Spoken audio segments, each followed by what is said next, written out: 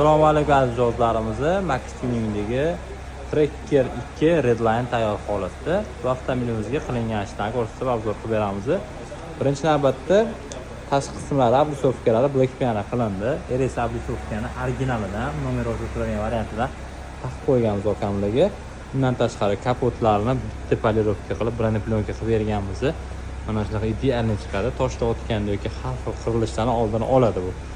Idealni chiqdi. Xudo xolisa bir keyin safar polirovkalarni ham qilib beramiz. Black piano paroklarni o'rnatib berganmiz. Krugovoy tonirovka, laboylarga so'zlashtirib urilgan. Tonirovkaga HP keramikani original tanlaganmiz. Armalarni qaranglar, tashqaridan shunaqa olov bo'lib turadi. Ichkaridan ko'rinishi yarki bo'lib ko'rinadi. Plyonka o'ta yaxshi ham beradi. Oldinlari 100% tonirovkadan qilingan. Undan keyin Magicar Dominant 909 tunuqqa qilib berganmiz. Ham funksiyasi zabt qilish, bagaj ochish, oyna hammasi joy-joyida ulab ishlatib qo'yilgan.